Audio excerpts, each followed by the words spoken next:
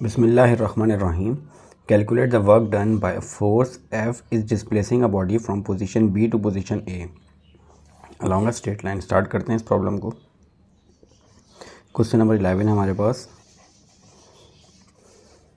Calculate the work done. हमने work done find out करना है बाय अ फोर्स। एक फोर्स अप्लाई की गई है किसी बॉडी के ऊपर और उस बॉडी ने डिस्प्लेसमेंट किया है position from position B to position A. Position B से पोजीशन ए तक उसने एक डिस्प्लेसमेंट कवर किया है स्ट्रेट लाइन में। The position vector A B are representing are given as R A and R B. हमारे पास जो पोजीशन वेक्टर गिवन है वो हमारे पास आर ए और आर बी की फॉर्म में पोजीशन वेक्टर गिवन है।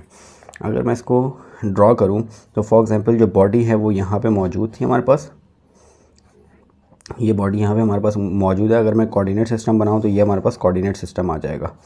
ये इस कोऑर्डिनेट सिस्टम में कहीं पे ये बॉडी मौजूद है।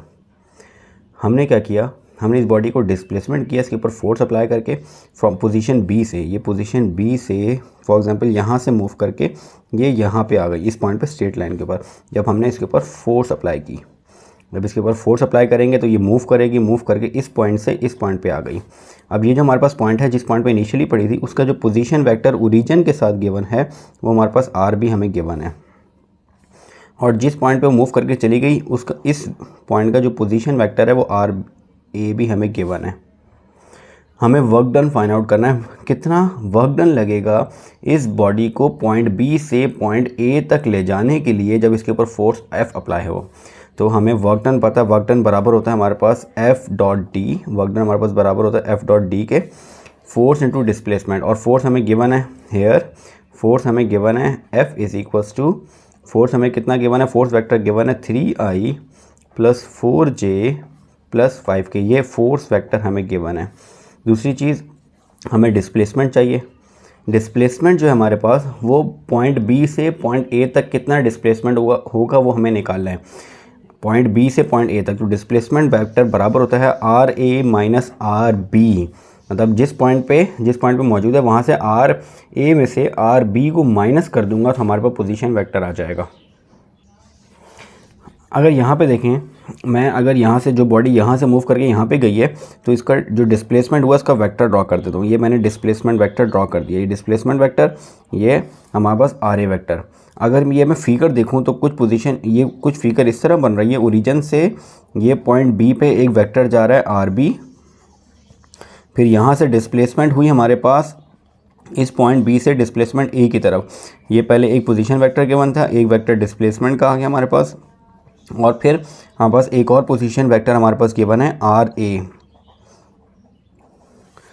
तो इस फिगर के ऊपर अगर मैं हेड टू टेल रूल के हिसाब से देखूं तो आर बी वेक्टर में डिस्प्लेसमेंट वेक्टर ऐड हो रहा है तो उसका रिजल्टेंट वेक्टर आ रहा है आर ए। यानी आर बी वेक्टर ऐड हो रहा है डिस्प्लेसमेंट वेक्टर में तो उसका रिजल्टेंट वेक्टर आ रहा है आर ए। इसके ऊपर हेड टू टेल रूल के अकॉर्डिंग आर ए में रिजल्ट डी वेक्टर ऐड हो रहा है, ये इसके हेड, ये दूसरे वेक्टर का टेल ऐड हो रहा है और इन दोनों के एडिशन का ये रिजल्टेंट वेक्टर बन रहा है। रिजल्टेंट वेक्टर कैसे बन रहा है, रिजल्टेंट वेक्टर हमें कैसे बनता है, जिस पॉइंट से वेक्टर स्टार्ट होता है वहाँ से लेके लास्ट वेक्टर के एंड तक एक वेक्टर ड्रॉ कर दिया जाता है जो इन दोनों वेक्टर्स के रिजल्टेंट का एडिशन होता है।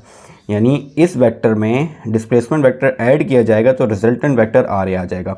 अब अगर मैं यहाँ से डिस्प्लेसमेंट वेक्टर की वैल्यू निकालना चाहता हूँ तो डिस्प्लेसमेंट वेक्टर आ जाएगा R A minus R B vector. तो ये हमने यहाँ पे फॉर्मूला लिख लिया कि डिस्प्लेसमेंट बराबर है are a vector minus R B vector. और आर ए हमारे पास एक पोजीशन वेक्टर है और आर बी भी पोजीशन वेक्टर है, डी डिस्प्लेसमेंट वेक्टर है। अब यहाँ पे वैल्यूज पुट कर देते हैं। Displacement is equals to r a हमारे पास गिवन है 2i plus 5j minus 2k। इसमें माइनस कर देंगे आर बी गिवन है 7i plus 3j minus 5k। अब इसको सॉल्व कर लेते हैं। सॉल्व करेंगे तो आ जाएगा 2i माइनस 7i, दोनों i की वैल्यूज़ को हमने साथ लिख लिया। Next 5j minus plus minus minus 3j minus 2k minus minus plus 5k। अब इनको सॉल्व कर लेते हैं। 7i 2i minus 7i, 2 plus minus minus minus 5i, 5 minus 3 2j और 5 - 2 + 3k ये आ गया आपके पास डिस्प्लेसमेंट वेक्टर आ गया आपके पास, ये डिस्प्लेसमेंट वेक्टर आ गया। अब हमारे पास फोर्स वेक्टर भी गिवन है, डिस्प्लेसमेंट वेक्टर हम निकाल चुके हैं। दोनों वेक्टर्स को हम वर्क डन में पुट करते हैं तो वर्क डन हमारे पास आ जाएगा फोर्स इंटू डिस्प्लेसमेंट। अच्छा यहाँ पे हम देखें तो यहाँ पे हमारे पास फोर्स वेक्टर है और डिस्प्लेसमेंट भी वेक्टर है। इन दोनों के प्रोडक्ट का जो रिजल्ट आ रहा है वो वर्क डन है। वर्क डन स्केलर क्वांटिटी होती है और स्केलर क्वांटिटी जब भी दो वेक्टर्स का प्रोडक्ट स्केलर क्वांटिटी आ रही हो तो जो प्रोडक्ट दोनों वेक्टर्स में यूज़ होता है वो स्केलर प्रोडक्ट होता है या डॉट प्रोडक्ट होता है। तो यहाँ पे डॉट प्रोडक्ट आएगा दोनों वेक्टर्स का जिसके रिजल्ट में एक स्केलर क्वांटिटी आ रही है। तो हमें इन दोनों वेक्टर्स का डॉट प्रोडक्ट लेना है।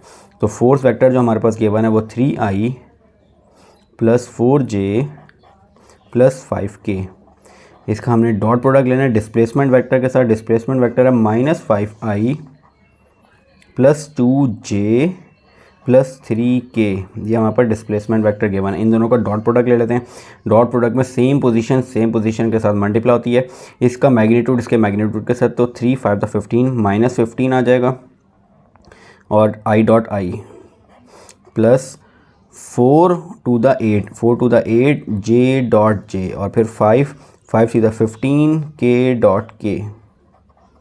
तो ये आ जाएगा हमारे पास -15 i dot i1 + 8 j dot j1 + 15 k dot k1। तो ये आ जाएगा -15 और +15 को अगर मैं यहाँ से कैंसिल आउट कर दूँ तो 8 वर्क डन आ गया 8 और इसका यूनिट होता है जूल्स। तो 8 जूल्स रिजल्ट आ गया हमारे पास वर्क डन का। तो यहाँ पे हमारे पास क्वेश्चन नंबर 11 कंप्लीट हो गया। इंशाल्लाह नेक्स्ट वीडियो में नेक्स्ट क्वेश्चन स्टार्ट करते हैं। अस्सलाम वालेकुम।